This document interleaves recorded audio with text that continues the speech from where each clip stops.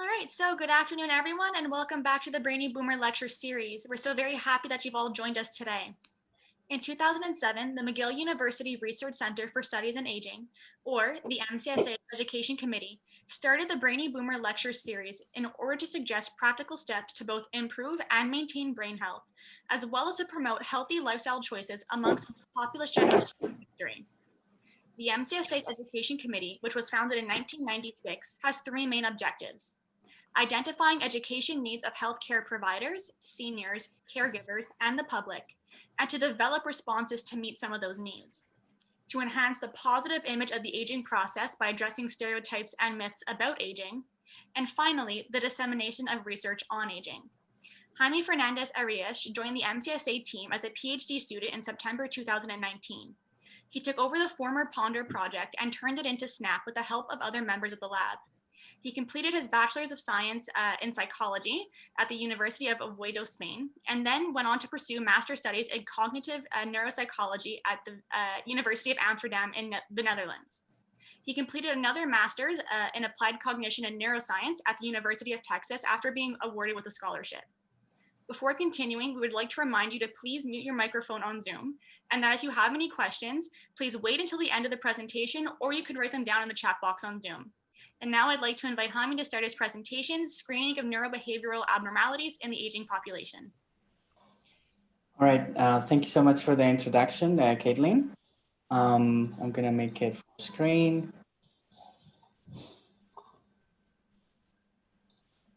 Let's see. All right, there we go. So thank you very much for joining. Welcome, and so I'm talking about SNAP today because we presented it at the virtual health fair from McGill University, and you were invited, but some of you could not make it, and some people were showing interest in this. So that's why we decided to do the presentation for you. And we're also going to do a presentation in French in the next week. So the presentation is going to look very similar to what it was back then, but there will be a few changes, particularly in the website, because we made already some adjustments to the website since then. So I'm going to go through a brief introduction on Alzheimer's disease, the triad cohort, which is our signature study at the lab, and then I'm going to talk a little bit about SNAP itself. So Alzheimer's disease is it's the focus of our research at the lab, and it's not just because we're interested in Alzheimer's disease, it's also because it represents the vast majority of cases of dementia.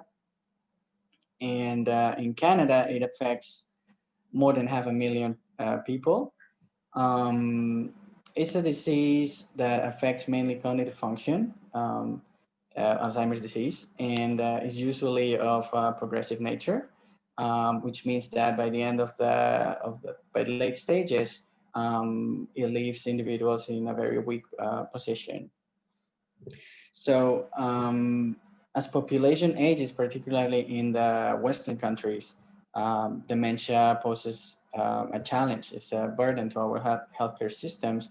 And so because of this reason, among others, we have to get creative in doing research on how to treat and diagnose dementia.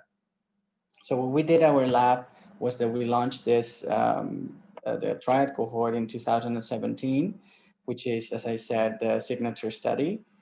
And we study markers of dementia from presymptomatic stages to full-blown disease.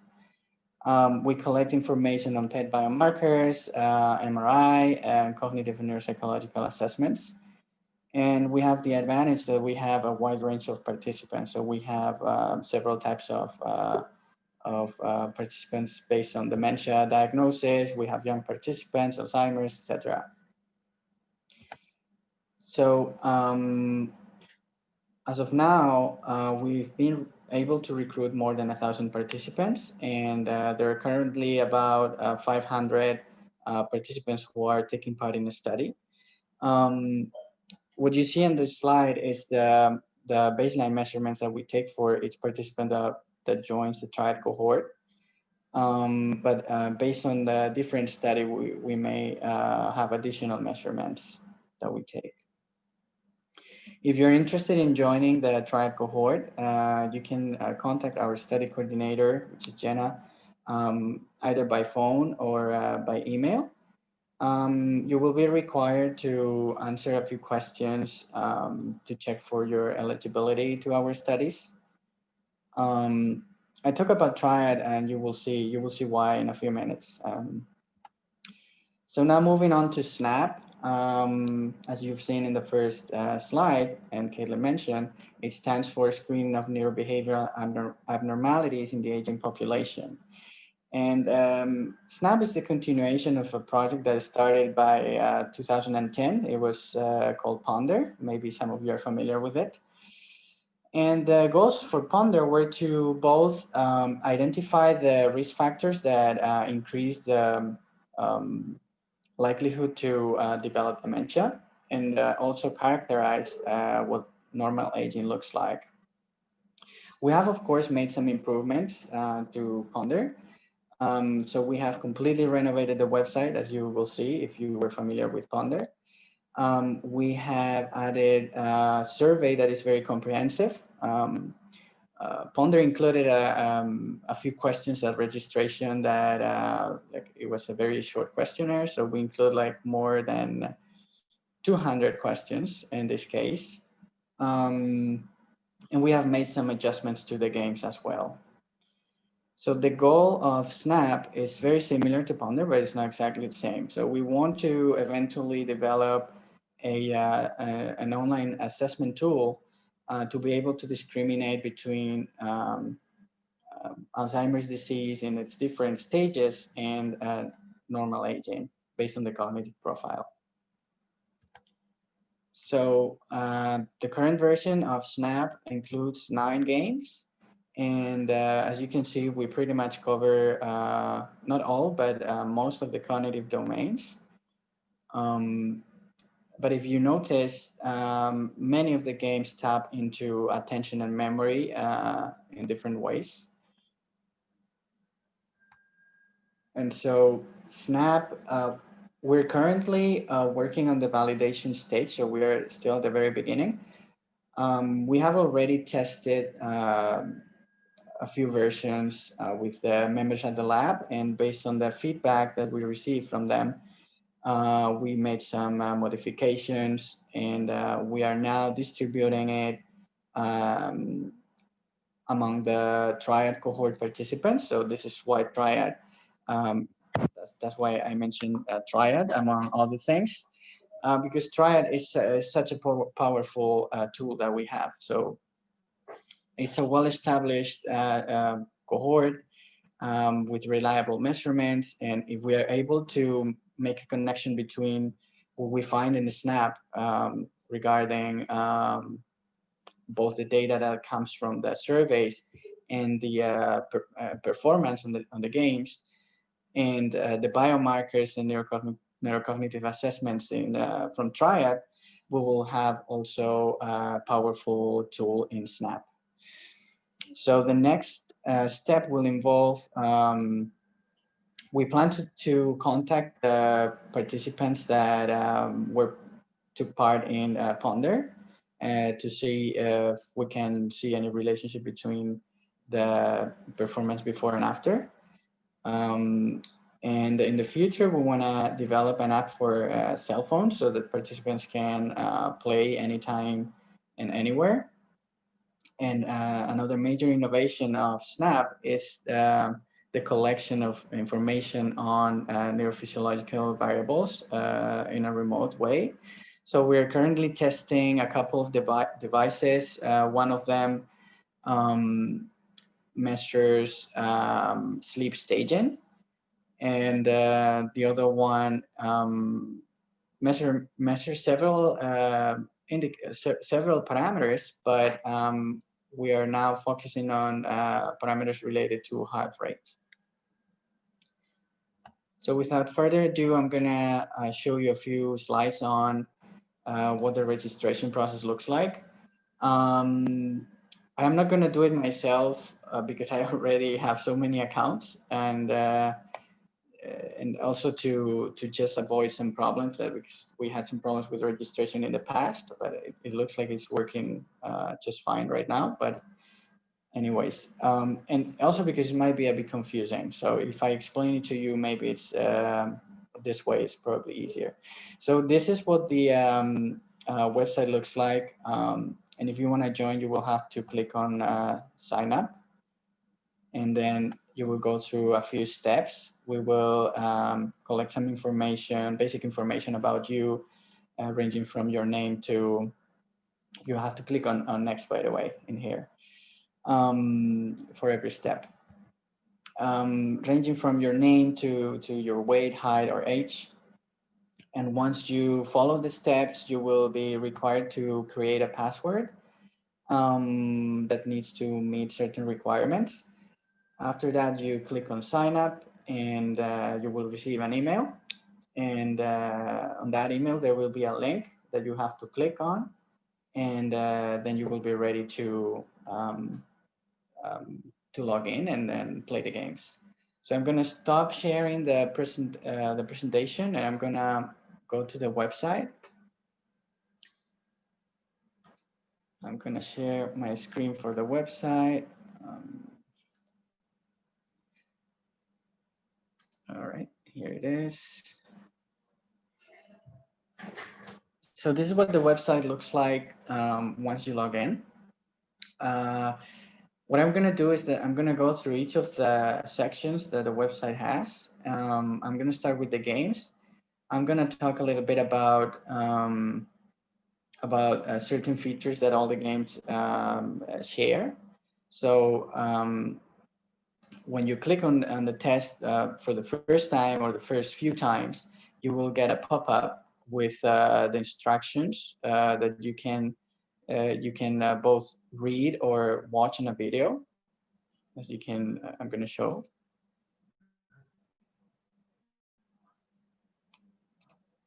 So yeah, that's me. And so you have both options. If you can click here and see the written instructions. If you play very often, the pop-up will no longer show up in the middle of the screen. However, if you feel like you want to check the instructions again, you can always click on the instructions button, and you will be shown the instructions again. So this is common for all the games. Something that is also common, I will show it to you later when I complete one of the tests, is that when you finish, you get a performance pop-up telling you how you did compared to how you did before. All right. So I'm gonna explain each of the games one by one briefly. So the rotating clock is a game that tests spatial visual-spatial skills. So when you click on start, you will see a clock on the left side of the screen, and based on the position of the needles and the position of number 12, you will have to guess the time. So this case would be 9, right? So if the answer is correct, you will see correct written in green over the clock. And if it is incorrect, as it will be now, you will see incorrect. So you have, this test has two parts. On the first part, the number 12 is in its usual position. You have 1 minute for each part.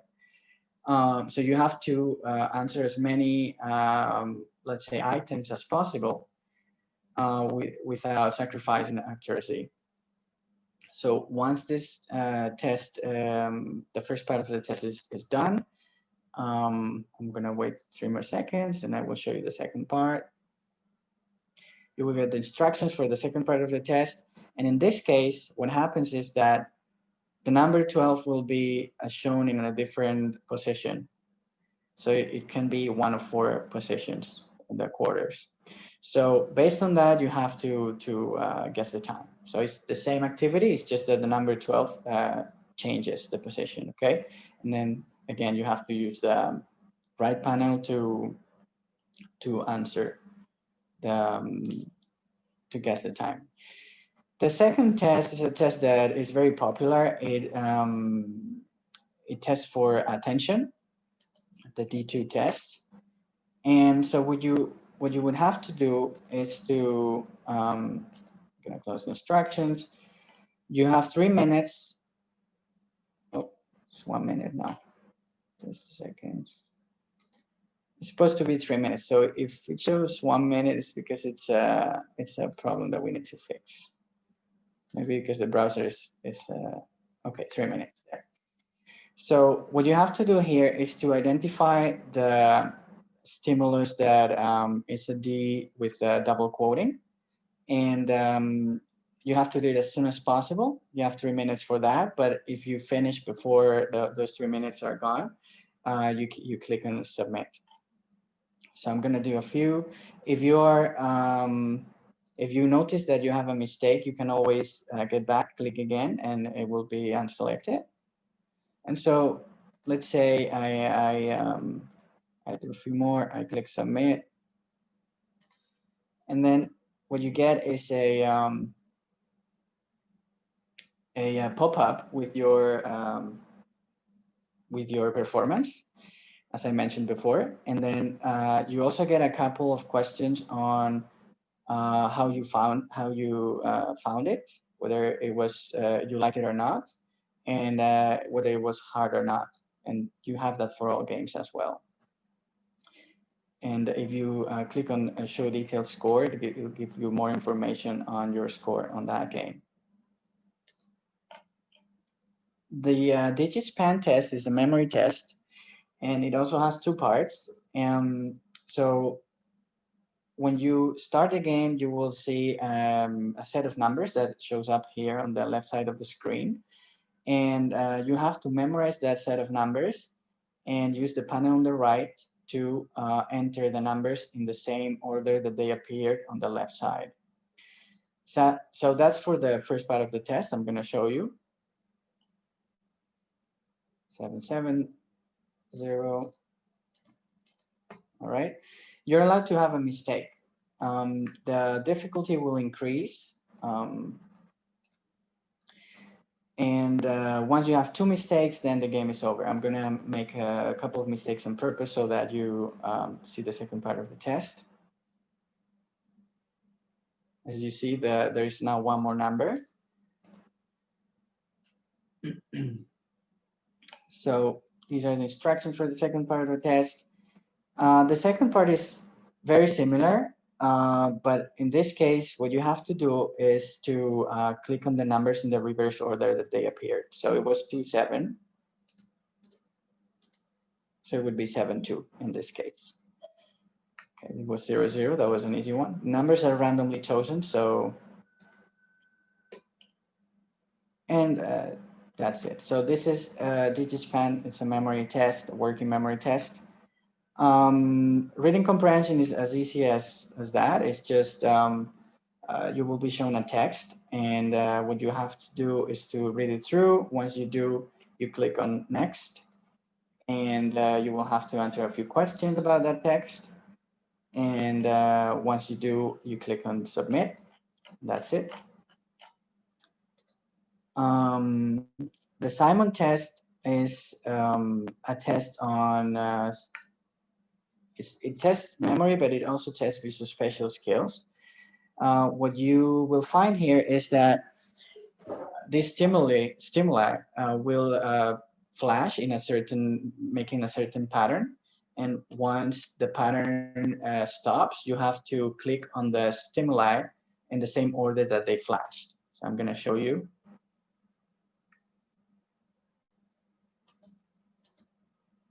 All right, and if it is correct, you will see a green circle here. If it is incorrect, I'm going to make a mistake on purpose. You will see a red circle in the middle. So again, the difficulty will increase. So as you go farther. If you have a mistake, you're allowed to have a mistake, you will continue in the same level. If you have two mistakes, you're also allowed to have two mistakes, but in this case you will go one level down. And if you get it correct, then you move on to the next level. If you have two mistakes on the next level after having a mistake in the previous one, the game, if you have two mistakes, the game will be over. And overall, if you didn't have any mistakes before, if you make 3 mistakes in a row, the game will be over as well. The Wisconsin car sorting test is a test that tests flexibility, cognitive flexibility. I don't want to say much about this because I don't want to spoil it, and it's up to you to guess what it is about.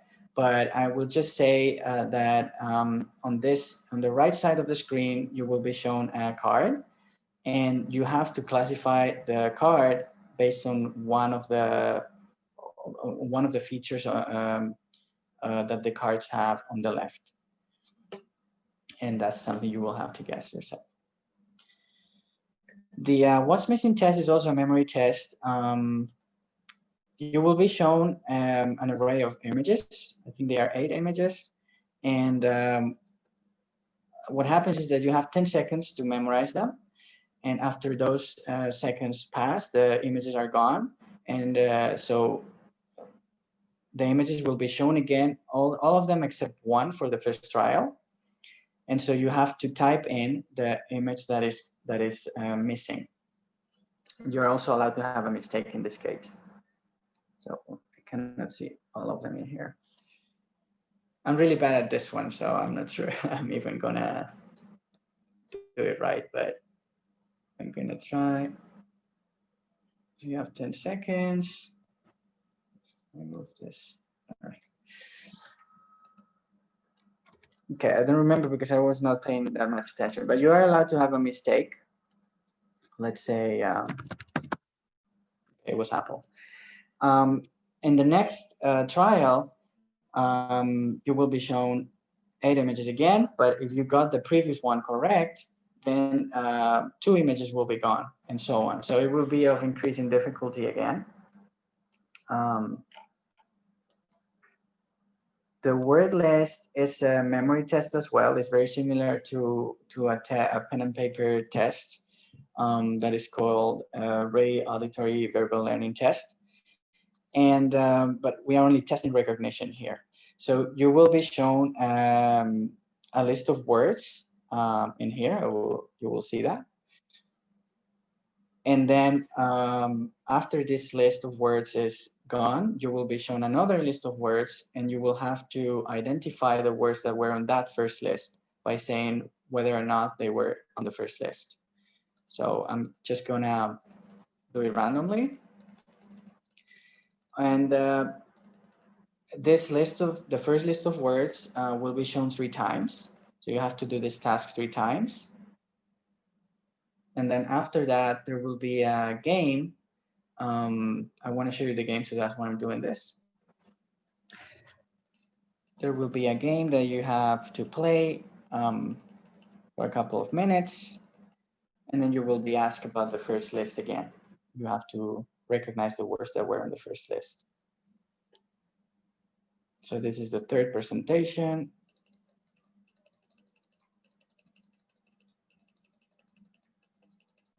All right, so this is the game. You will have to focus on the arrow that is in the center. If it is blue, you have to click on the side that is pointing at. So in this case, it's the left side, and that's correct. You will see that if it is correct, it's the background turns green. And if the arrow is orange or pink-orange, you will have to click on the opposite side. All right, and it goes like that. And then after this game is done, you have a bar here that shows how far along you are in the game. It's time-based. Then you will be presented with the recognition list again, and you have to tell us what you remember about the first list that was presented. And the last game is also a very popular game in the cognitive assessment. It's a version of it. It's the stroke game. So you're shown a word that above these four words that you see on the screen. And that word will read a color. However, it will be colored in a different color. Uh, um, so you will see it will make more sense if I just start playing it. So you see that this word reads red. However, it's colored in green. So what you have to do in this case is uh, identify the color of the word and not what it reads. So it's a test that tests cognitive interference. So in this case, you will have to click on green. In this case, you have to click on red. And it goes on like that. So that's all about the games that we have at this moment. We added, compared to Ponder, we added a performance tab so that you can track your performance by date and by test, as you will see. So you can see the date on the right, and depending on the type of scoring that you get on the test, you have different outcomes, right? So here for the rotating clock, we have successes in the first and second round and attempts. And the D2 test, there is time and there is the number of these that are correct and the et cetera, et cetera. So it varies depending on the test. Then we have in the survey section, we have, it's a survey that you can complete at your own pace. We will remind you to complete it every time you log in if you haven't completed it, because it's very important to us. And so there are questions on a lot of different aspects of people's lives. So there are several questions about childhood, and then questions about, as an adult, about diet or sleeping habits or use of technology, medical history, etc., etc. At this point, we don't have, we cannot go through the pages of the survey. So you have to complete the page you are on in order to get to the next, and you cannot get back. But we plan on changing that because, of course, some things may change regarding, for example, medical history or even some habits. And so it would be probably a good idea um, to allow you to change your responses. And you get this bar that is at the top of the page, shows you the how far along you are in the survey. So as I said, it's a very long survey, but you can we made it easy for you, so you can complete it at any time you want. And then finally, we have a contact us button that will send us an email directly, and we will get back to you as soon as possible.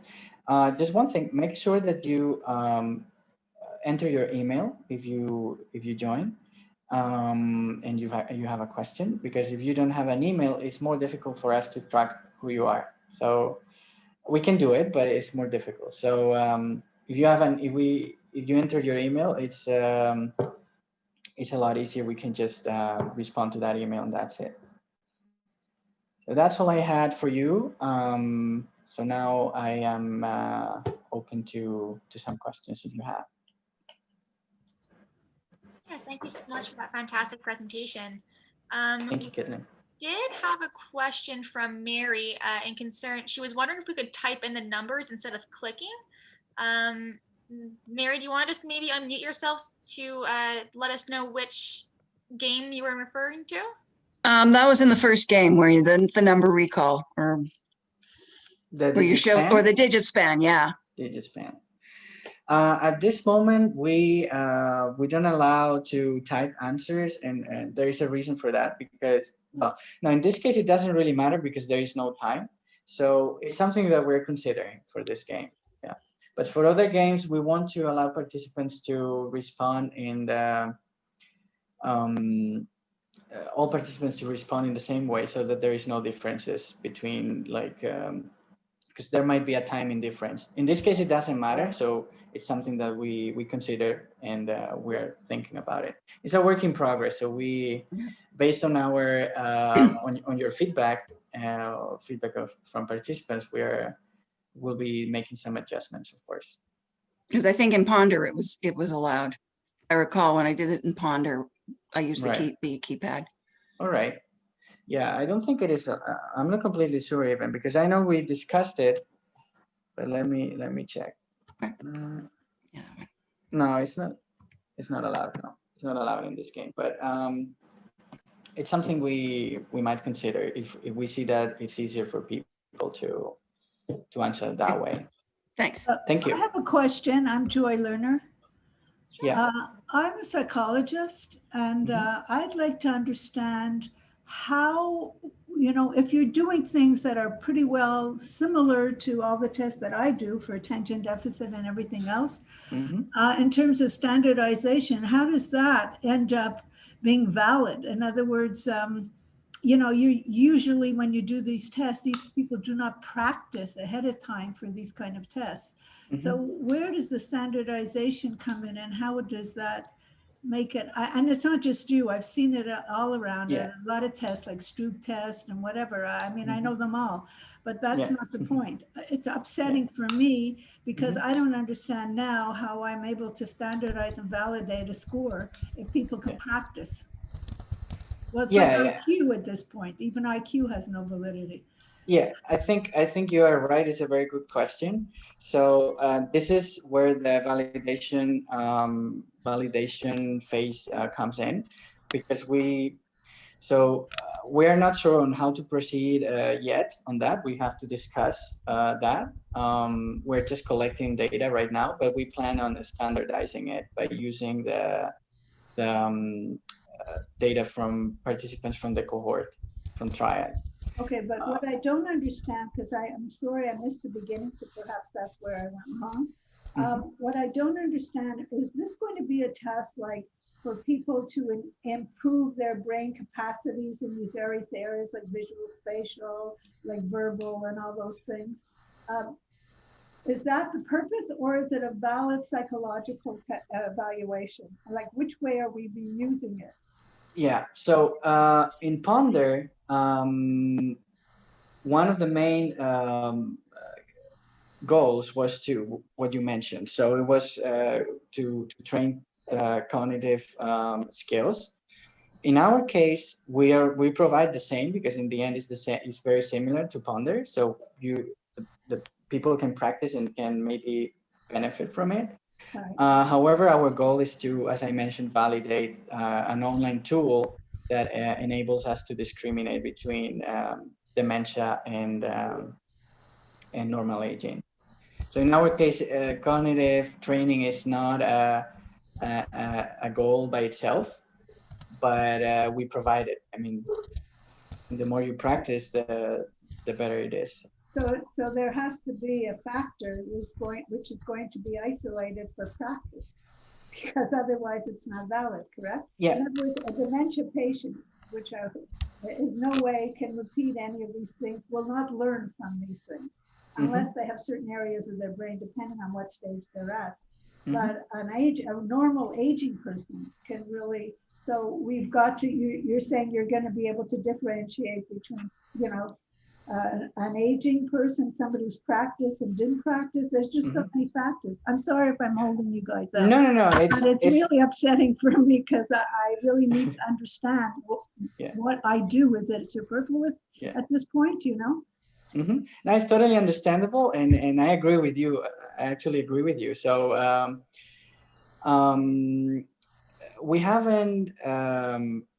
we haven't discussed about how the standardization is going to look like yet, but we plan to do that. It's just that we've been focusing on making all the improvements on the website and all that, and that took a long time. And so we just started distributing the tests last week, the website last week, and the goal is to be able to discriminate, but something that we just started doing. So we don't even have any data yet. So we'll see. We will see how it unfolds. And but we have a very powerful tool. I don't know if you were present at that time. I mentioned that we have our signature study in the lab is the triad cohort, and we have a lot of information on biomarkers regarding PET, MRI, and we also have a lot of neurocognitive assessments. So the goal is to establish a relationship between what we find in triad regarding biomarkers and neurocognitive assessments that are pen and paper based, and what we find in SNAP. So will you be eventually selling this to Sitecore or any of these places, or it's just going out to the public? The website, no, but probably the app, if we develop the app. Yeah, probably the app. We might commercialize that.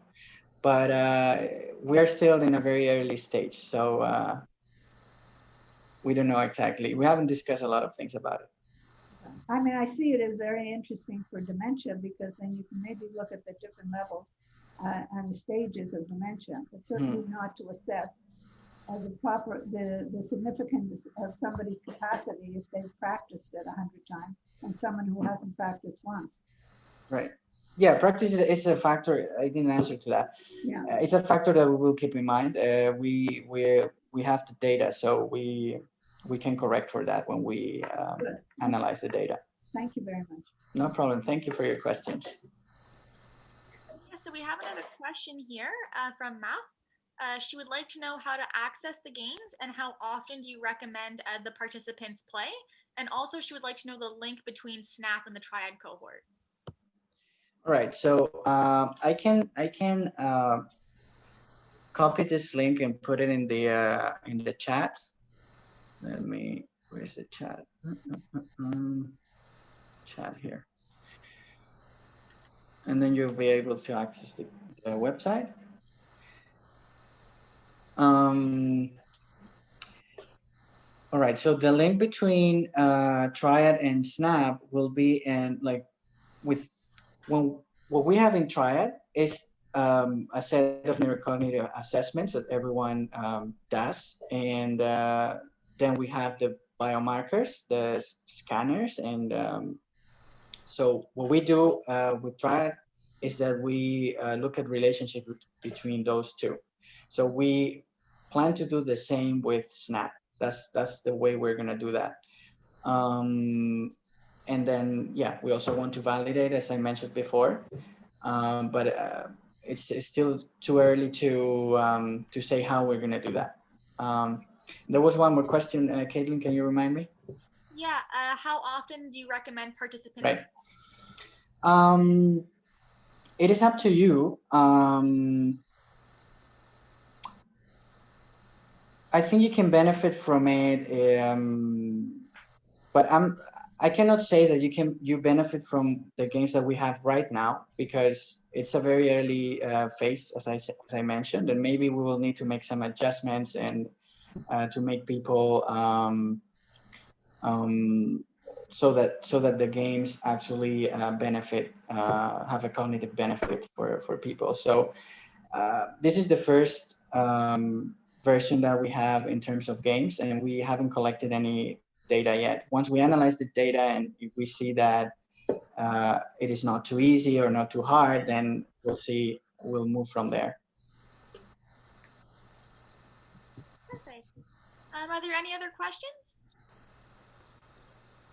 I think some people are talking on the chat, but I'm not really checking. Yeah, it was just to get the link, but Mira put it in for us. All right. If I can just say something relative to what Joey was talking about before. It's Mary again, and I did the Ponder, and something I think that's really critical with what you're talking about now as to how you're going to use the data. I found in Ponder, because like if we take, for example, the 8 pictures and one is missing, the more I did it, the easier that got. I don't think my memory skills were improving, but I knew the pictures. There was a limited number of pictures.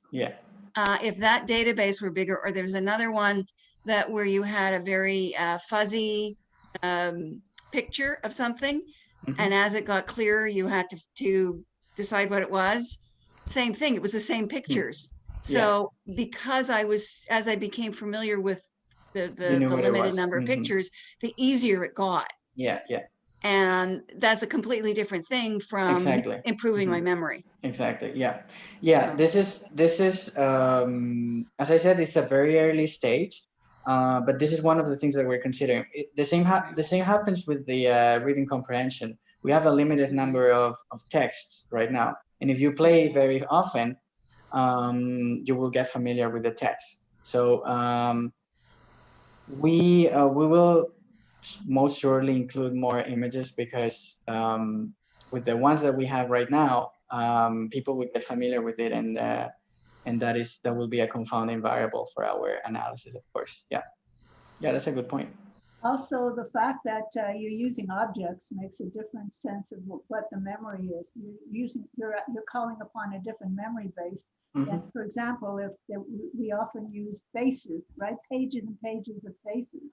And that is like something that even if you had, 15 on one page, it's very difficult to recognize as opposed to an apple, a pear, or this or that kind of thing, because you use a different memory in your brain for faces than you would.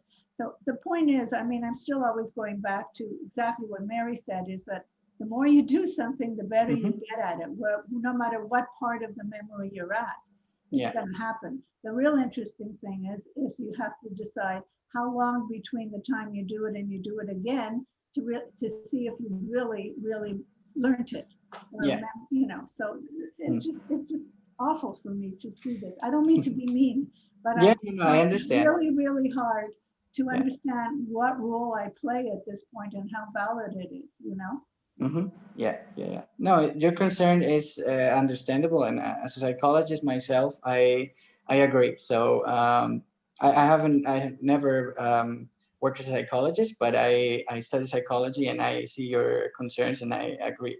So it's just at this point, it's as I mentioned, a very early stage of the study, and we are testing things, and we will be adjusting based on your feedback. For example, all of what you're saying would be very valuable input for what we do. I'd like to connect with one of you guys if you ever are interested to leave a contact. Yeah, of course. I've been doing this for like 35 years, so Yeah, it might be very helpful. Yeah, of course. Yeah. So, Caitlin, how do you think is the best way we can? I have Joy's email, so I can send it to you for you guys to contact her. That'll be great. Sure. That'll be super. Thank you so much. Sounds perfect. Yeah. Thank you so much. May we ask a question? Yeah, sure. The question is, if you do not reside in Quebec, Montreal, for instance, at all, are you still able to participate in either this SNAP or in Triad or both? In SNAP, you can surely participate. You can bid from anywhere in the world. Right. For Triad, I'm not completely sure because you have to visit the lab once in a while, and I don't know if you're not able to do that. But I guess, as I mentioned, I don't know if you were there when I talked about Triad, but there will be some screening questions at the beginning. So I guess they will ask you about these things, and maybe you can also ask them about this. You can always contact our study coordinator because she knows better about that. I'm not that involved in Triad, in the organization of Triad. Very good. Thank you. Thank you. Someone would like to know if Snap is available with Internet Explorer. I think it was not working that well in Internet Explorer, if I remember correctly, because we had some issues in the past with enabling it to any browser, and I think Internet Explorer was one that was giving us trouble. So I don't think it works in Internet Explorer, or it might work, but there might be some bugs or something. Yeah, have another question here. Someone who missed a little bit at the beginning, they would just like you to give a brief explanation on triad. Sure. Let me get back to that.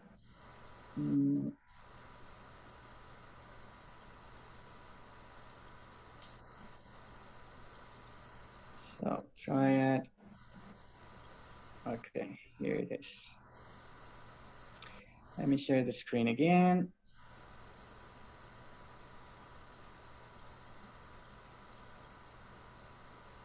How are we doing in terms of time, Caitlin? Are we okay?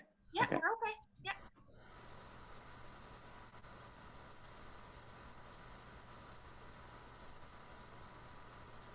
All right.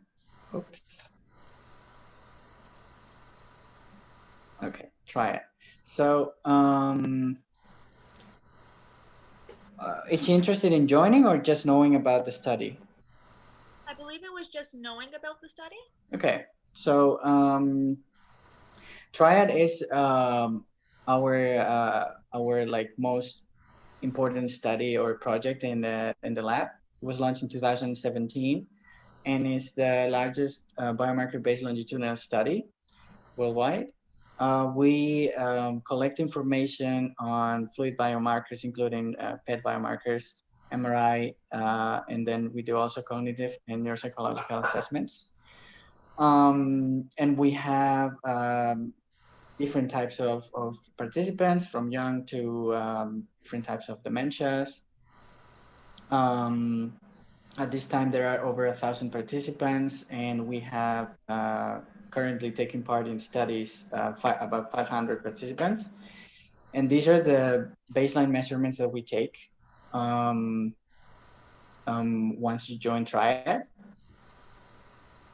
And this is the information. If you want to join Triad, you can contact our study coordinator either by phone or by email. You will be required to answer some questions, see if you are eligible for our studies, and that's it. I don't know how long that is, by the way. Perfect. Maybe we can we'll leave this slide up about the contact information, because Yeah. the person would like to know about joining, and she'd like Yeah. to know if this is the study with spinal taps. With what? Sorry? Spinal taps? Yeah. Yeah, I think it, yeah. There are several studies. So Triad is just it's just recruiting participants, and we do different studies within Triad. So maybe for some people we do that, but for some other studies we don't. So I guess it depends on the study. I don't think we do it for everyone. Yeah, it's lumbar puncture. Is that what you're referring to, Caitlin? Yeah, Aletha, if you'd like to maybe unmute yourself and just for some more information. Sure. I'm sorry. I'm typing away like mad here. Thank you. I will, in fact, call Jenna. And yes, it was lumbar punctures. Okay. Yeah. And I had cancer a couple of years ago, so they kind of stopped me. Right. But I think I can requalify. So I'll contact Jenna and see if that in fact it is the same one, and maybe I can pick up where I left off. Thank you. Right. Perfect. Thank you. Glad you recovered. Thank you. Me too. I have a question. Yes, go ahead. If you're already, if you've been participating in Triad, I have been for a couple of years, is there any advantage in me following these sessions or doing anything about this this project, the SNAP project? Benefit in which sense you mean? Well, for either you or for me. Right. Like you mean a cognitive benefit or like a compensation? No, I mean a cognitive benefit. Yeah.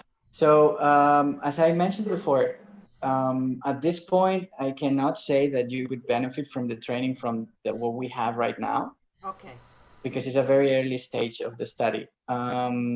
Maybe in the future when we standardize and validate, then there might be a benefit, but okay.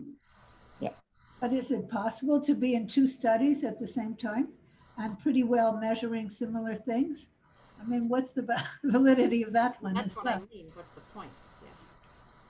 So you mean when comparing neurocognitive assessments to SNAP, Yeah, or? somebody's in one of your studies, which has a similar kind of thing to the next study. You're having the similar, let's say you had 10 out of 20 people, 10 of them are the same in both studies.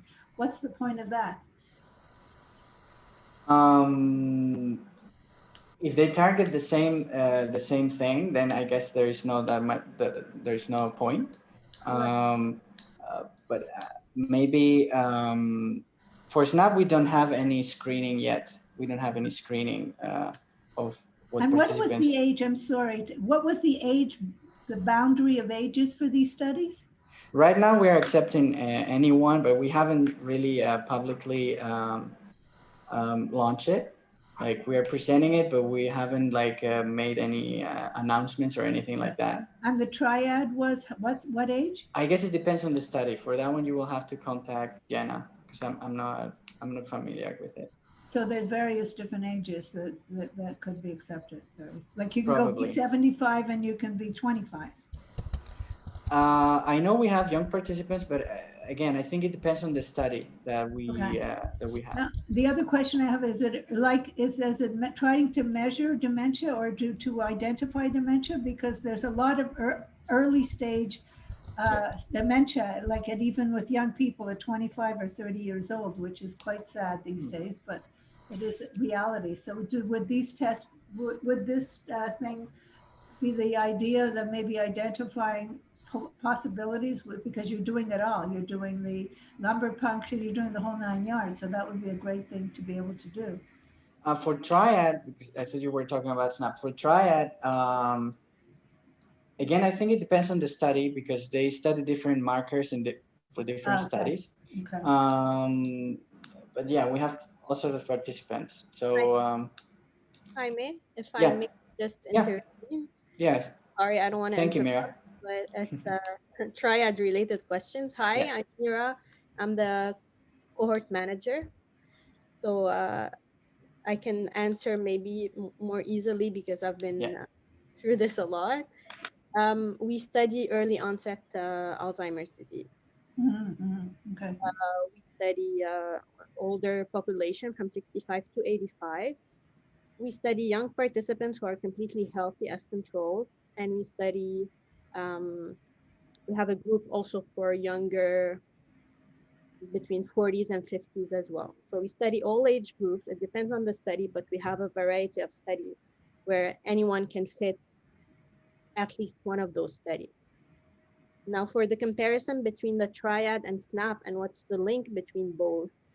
In triad, we do pen and paper version of the test, so normal, cognitive, and neuropsychological tests.